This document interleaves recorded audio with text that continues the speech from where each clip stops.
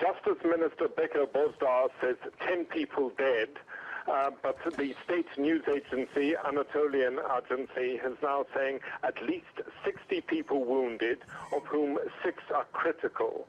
Now, these figures might rise.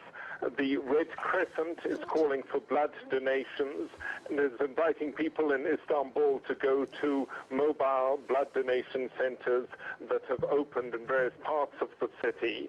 Ataturk Airport has been closed. All flights have been cancelled. We're still in the stages of preliminary reporting, so the reports might not be accurate, but what we're now hearing is that there were 3 explosions at the international terminal, one in the arrivals hall, one in the departures hall, and one in the car park. In the worst case, Justice Minister Bozdar said a militant entered the international departures hall, and at the place where one has to have one's luggage scanned, he pulled out an AK-47, sprayed everybody in sight with gunfire, and then detonated himself. A taxi driver was telling a television channel just now that he was in the car park outside the international terminal. He heard gunfire. He returned to his car at the back of the taxi queue. Then there was an explosion which shattered the windows of his taxi. He got out.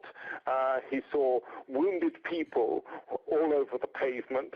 The pavement was scattered with tiles that had been blown off the ceiling. And he also saw a severed leg. Somebody had had their leg blown right off their body.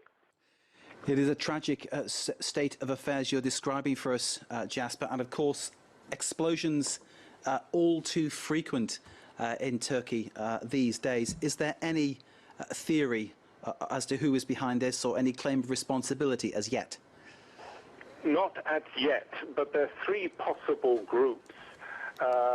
This is the second major terrorist attack in Istanbul this month. There was one on June the 7th when a Kurdish militant detonated a car bomb next to a police personnel bus, and killed 12 people. The day following that, another Kurdish militant detonated a car bomb down in the southeastern town of Midyat and killed 6 people. But those claims of responsibility came through a day, 2 days later. It's too early, according to Turkish experience, for claims of responsibility at this stage. The other group that could be responsible is the Islamic State group, which killed more than 100 people here in Ankara in October last year. And then there's a third group, a Marxist-Leninist group, which occasionally stages violent attacks in Turkey.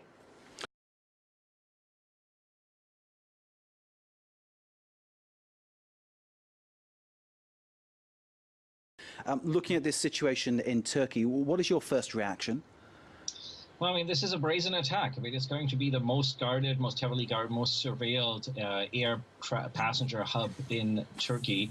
So to be able to attack it and to cause the carnage that they did suggests that perhaps Turkish security forces either were not as prepared or intelligence was not as good as one might expect, or that these attacks are just simply extremely difficult to deter and to prevent in these passenger-type environments. And it also sends a clear message to the Turkish government that whoever carried out this attack is prepared to go after any target in Turkey, anytime, anywhere, and is not going to be deterred by heavy security. And overall, inherently, that's bad news for stability and security in Turkey.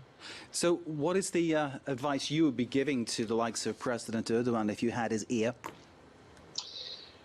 Well, I think it's not a matter of the advice that I would give. I think it's the concern that I have. When countries feel that they are under security pressure internally or externally, then the temptation is to centralize and to become more authoritarian. We have, of course, the West has already decried some of the authoritarian moves by President Erdogan, and I suspect that this attack will certainly not help to reverse those authoritarian tendencies, but rather that it will likely fuel the intrinsic reaction of a state that feels it is under threat to centralize and become more authoritarian. So this is bad news for democracy in Turkey, but it's also bad news from Western perspective, not only because it might fuel the authoritarian tendencies within Turkey, but any instability within Turkey cannot be in the interest of the West, given also in particular Turkey is, of course, a NATO member country. And so intrinsically, there are effects that flow from this that are always beyond Turkish borders when these types of events happen within Turkey. Christian Leprush, security expert, thank you very much indeed for joining us and sharing your analysis with us.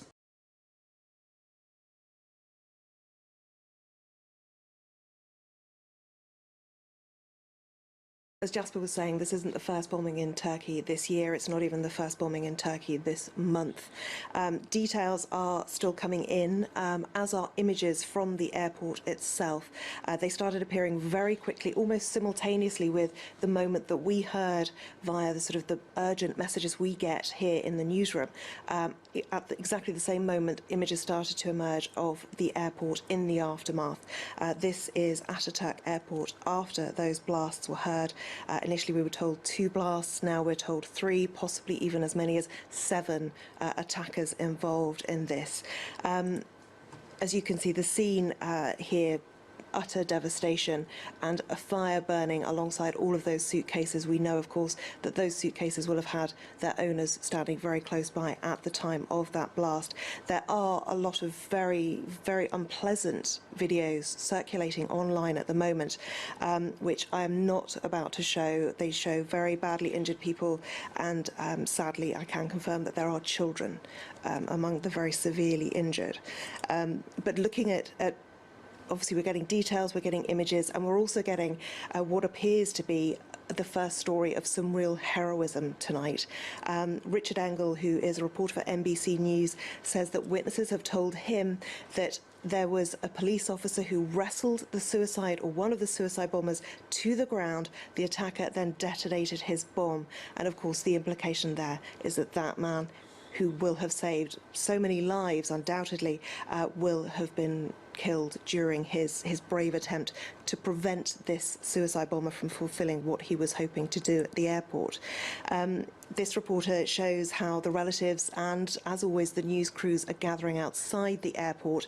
Borzu Daragahi says that there's a constant stream of ambulances heading towards the airport. We're also being told that there are dead people, dead bodies remaining in the road because the ambulance service is simply overwhelmed by what's happened. We're told 28 dead, at least 60 more people very severely injured. As we always see at this kind of time, we are seeing the hashtag Pray for Turkey and this image here. But I think the words in this tweet really speak for so many people. I am tired of this place. I hope people change. And so many people really just can't believe that once again we are talking about another terror attack. This Twitter user, we have a new pray for trending every other week. Innocent people are dying because of idiots. My heart is with the victims. Emma, is there any further indication that you've picked up in your research there as to who might be behind this? Jasper, of course, naming 3 possible groups. I've seen at least ISIS or Islamic State mentioned.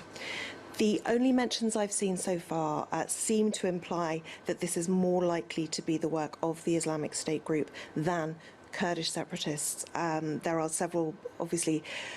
Unfortunately, Turkey is fighting a war on terrorism on several fronts, but certainly the implications at the moment seem to be, but it's early days. But yes, certainly people do seem to think this was the work of the Islamic State group. We are getting more and more details. We understand it was now 3 suicide bombers because 3 separate blasts were heard. Jasper Mortimer says that there may have been further attackers inside the airport, one of whom may have been arrested, and that will be good news for the Turkish authorities because that should provide some answers. We know that it took place at the entrance to the international terminal. The vast majority of the carnage that took place happened there. And there is quite a bit of debate online about the setup of the airport. Those who know it well saying things like there's a police checkpoint upon entering the airport in Istanbul and luggage screening before entering the departure hall. And this Twitter user, Charles Lister, says it seems the attackers targeted that pre-check-in security area. He says it's always been an illogical setup, collecting large crowds queuing to enter the airport. However, the other side of this argument is this. If the account from the Turkish official that we got earlier this evening is correct, then screening at that terminal entrance and the reaction from security likely saved many lives tonight, because if they had gained access to the airport, the death toll would certainly be far higher. Emma James, thank you very much for that assessment of what's been happening in Istanbul, and of course the reaction you get in there online very much telling that situation there. 28 dead, 60 injured